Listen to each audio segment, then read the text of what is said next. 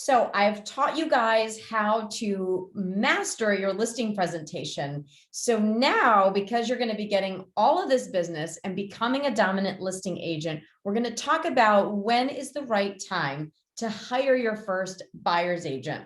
So for all of you that don't know me, this is Tina Caul, and I am an agent out of Raleigh, North Carolina. I run a real estate team, and we are on track to sell 500 homes per year. Very, very blessed with those 18 amazing agents. I started my career 20 years ago, and I got to the point where I maxed out my production physically, mentally. I just couldn't do any more deals because I mastered the art of listing properties. Therefore, I needed to gain leverage, and I had to open up my business to buyer agent partners, which freaked me out.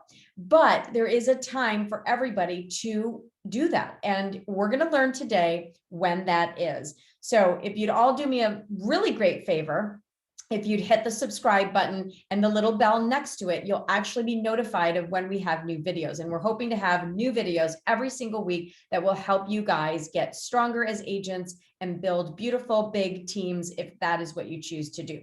So let's get started. When is the right time to hire a buyer's agent?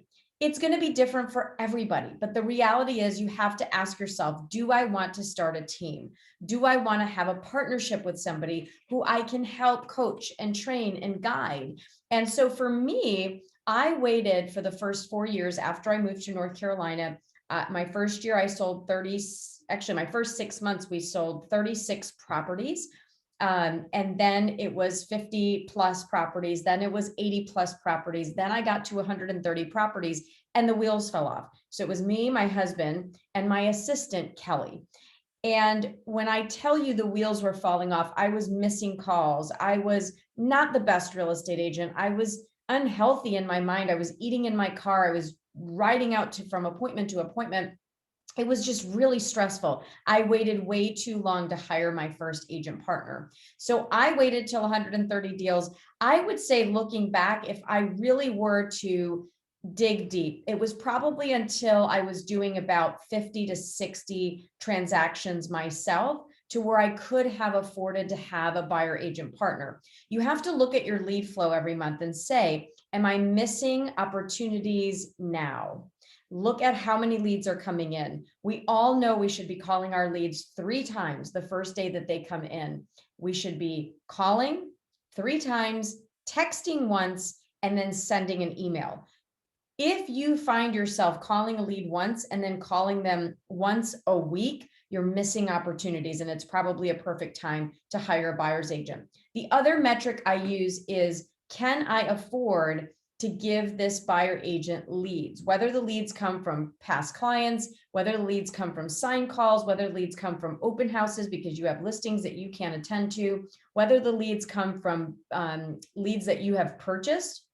If you can give somebody 20 opportunities per month, 20 leads per month, then it's probably time to hire a buyer's agent. So I want you to do that. Dig deep and look at where your leads came from last year, from the last 12 months. Are they coming from Sphere? Are they coming from Facebook? Are they coming from sign calls? Are they coming from leads that you've purchased? Where are all the leads coming from? And how many leads do you have per month? If you have 100 leads per month and you're trying to run your own business, it's way too many leads for yourself. I know that I had over 100 leads a month coming in. I was ignoring them all. I wasn't calling. I was giving them out to agents in my office for referral fees. I was so against growing a team because I didn't believe that I could be a good leader, but I was wrong.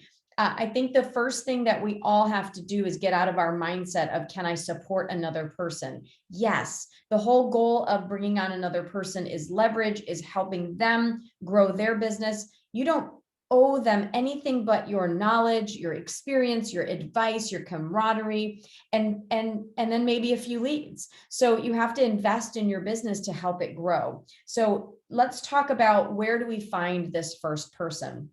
I got lucky and I looked at my sphere and the people that I loved and hung out with, and I started asking around and posting on Facebook, hey, I have more leads than I can handle, and I'm looking to partner with an experienced, aggressive agent that wants to grow, double, and triple their business.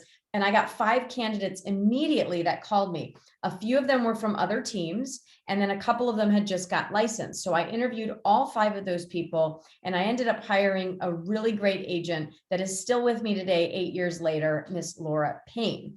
And so when Laura came on board, again, I was nervous. I was inexperienced at being a leader, other than the people that I led, my buyers and my sellers. But in my mind, leading another human into the business was a little bit intimidating, right? I mean, we don't know if we're going to be giving them enough.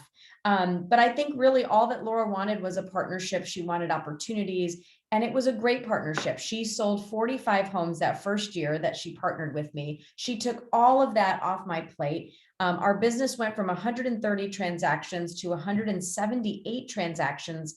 And in that year, I ended up hiring Leslie, a second buyer agent partner. So they did all the buyer business. I stayed doing the listing business because at that time, I had been in the business 16 years. I was exhausted. And on the weekends, I would actually go out to my lake house and I would work there. And because I was working with sellers, I was leveraged and I could help those sellers do negotiations, marketing, anything I needed to do on my computer while the girls were out working and servicing buyers, helping them find homes. So it was a perfect, beautiful thing.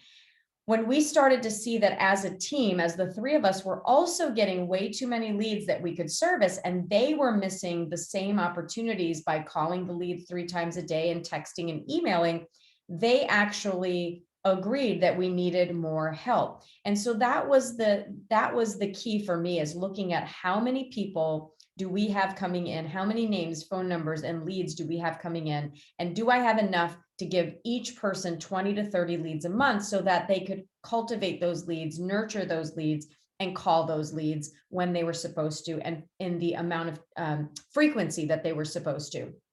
Now, leads, where did the leads come from? Well, you can, obviously buy leads. You can, you have leads from your sphere of influence. So depending on how long you've lived in a community, you might have an abundant amount of sphere. I didn't. And so I started to buy leads. So lead sources can be expired listings.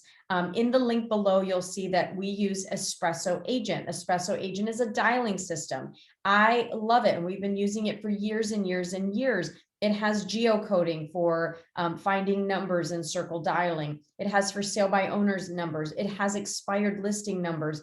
It's an amazing tool, and they've given us a discount below. So if you want to hire that company, they're fantastic. So Espresso Agent's going to give you your expired, your FSBOs, your circle dialing.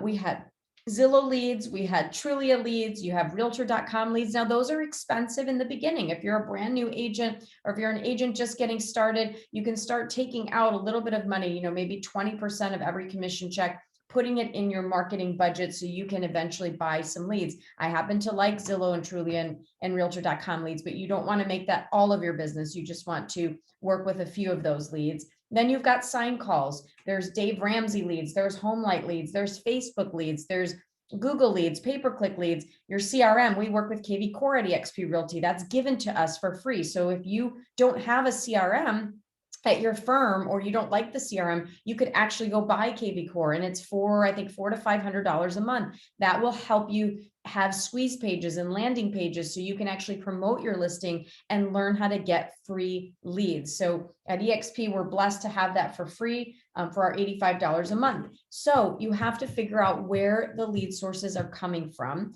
and track those, right? We want to know where each lead came from, what was the investment, and what is the return. Every month you should be looking at your investment. How many leads are coming from that? How many closings do you have? And is this in this source, does it have a good rate of return? So you have to really monitor that. In the beginning, I'm going to be honest with you, did not monitor it. Luckily, we were profitable, but I should have really looked at that a little bit closer. And realtors are known for not being really great business people in their own businesses. So definitely look at those leads, and then invest in systems, and don't worry about not having it perfect. I think a lot of us want to know everything, have it perfect before we invite that partner into the business, but you don't have to make it perfect. When I think about, the last 15 years of my business, sometimes it's a hot mess express, right? I mean, sometimes you're just taking action and you're changing as you go, right? You have to test things, try this, sprinkle this. Don't worry about being perfect. Worry about the culture of the people that you bring on.